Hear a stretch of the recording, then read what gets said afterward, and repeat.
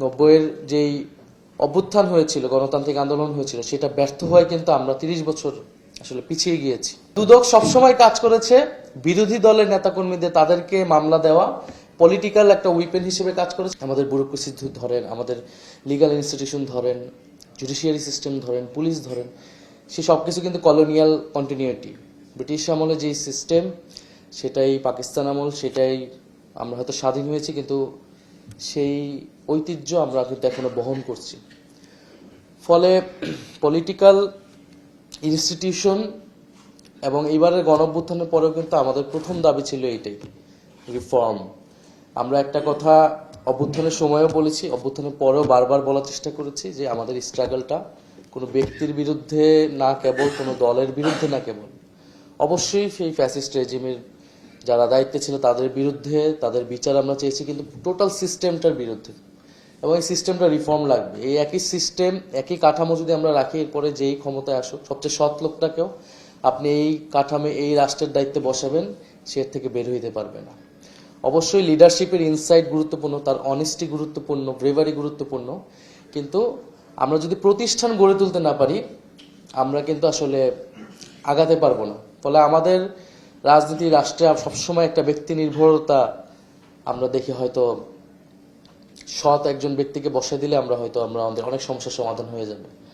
ফলে এই কারণে আমরা আমাদের সবচেয়ে গুরুত্বের জায়গাটা হচ্ছে পলিটিক্যাল ইনস্টিটিউশনগুলা, দেশের প্রতিষ্ঠানগুলোকে গড়ে তোলা, শক্তিশালী করা, এটাকে টেকসই করা। ফলে যেই গভর্নমেন্ট হয়তো পরিবর্তন হবে, সরকার আসবে যাবে, শান্তিপূর্ণ ক্ষমতা হস্তান্তর প্রক্রিয়া করা, নির্বাচন কমিশনকে শক্তিশালী করা, যাতে আমাদের বিজনেস, আমাদের ইকোনমি, আমাদের এডুকেশন, এই জায়গাগুলো যাতে হ্যাম্পার না হয়। কারণ আপনি দেখেন যে একটা সরকার পরিবর্তন হয়, অবশ্যই একটা গভর্নমেন্ট আসতেছে, যেহেতু আমরা ডেমোক্রেটিক্যালি 5 বছরের জন্য সে আসে, একটা সরকার পরিবর্তন হওয়ার পরে তার সব পলিসি পরিবর্তন হয়ে যাচ্ছে। নতুন একটা গভর্নমেন্ট আসতেছে, তার সব কিছু চেঞ্জ হয়ে যেতেছে, তার বেনিফিশিয়ারি গ্রুপ চেঞ্জ হয়ে যাচ্ছে।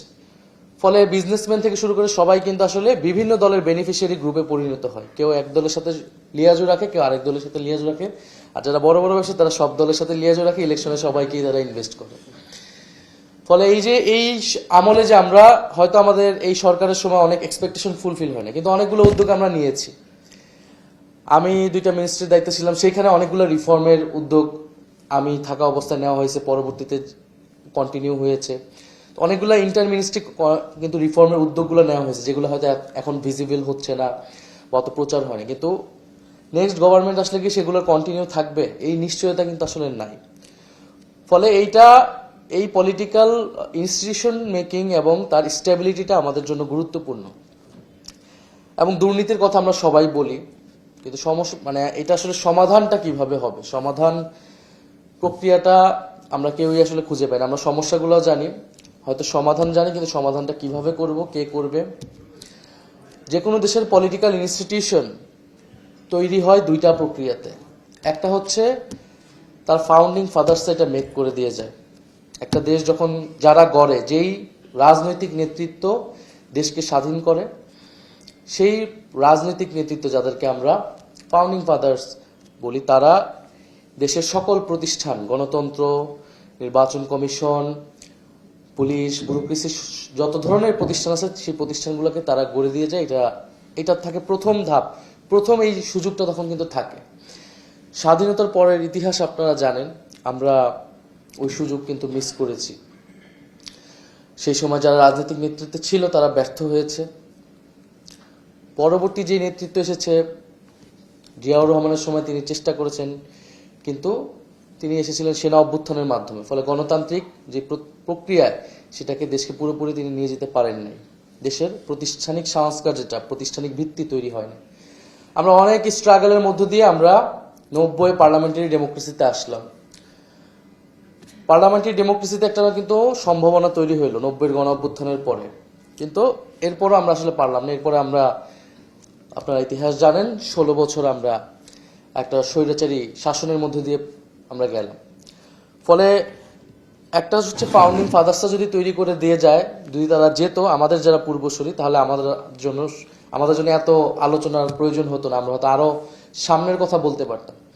আরেকটা পদ্ধতি হচ্ছে দীর্ঘ গণতান্ত্রিক লড়াইয়ের মধ্য দিয়ে, এবং বাংলাদেশ প্রবাবলি আমাদেরকে আসলে সেকেন্ড স্টেজেই যাইতে হয় সব সময়, এবং বাংলাদেশের মানুষ এবং বাংলাদেশের আমরা কিন্তু সেই দীর্ঘ লড়াইয়ের মধ্য দিয়ে বারবার খাবি খাচ্ছি।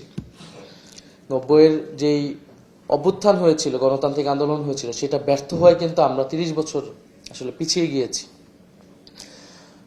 ফলে আমাদেরকে, এবং এবারেও এই গণ অভ্যুত্থানের পরেও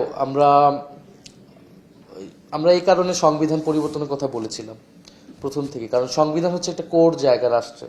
সংবিধানের ভিতর দিয়ে আমরা সবগুলো ইনস্টিটিউশনকে চেক অ্যান্ড ব্যালেন্স, আমরা অ্যাকাউন্টেবিলিটি সবগুলো নিশ্চিত করতে পারতাম, কিন্তু সেইটা আমরা কিছুটা পেরেছি, পুরোপুরি পারিনি।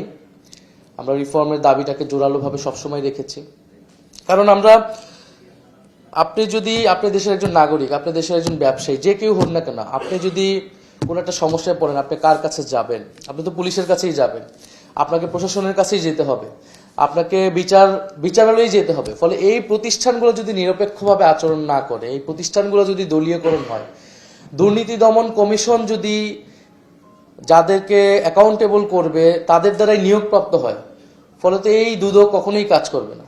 ফলে দুদক সবসময় কাজ করেছে বিরোধী দলের নেতাকর্মীদের, তাদেরকে মামলা দেওয়া, পলিটিক্যাল একটা উইপেন হিসেবে কাজ করেছে, এবং সরকারের ছায়াতলে যারা থাকে তাদেরকে কখনোই তারা অ্যাকাউন্টেবিলিটি আন্ডারে আনতে পারেনি। ফলে অ্যাকাউন্টেবিলিটি, জবাবদিহিতা, এটা গণতন্ত্রের জন্য অত্যন্ত গুরুত্বপূর্ণ।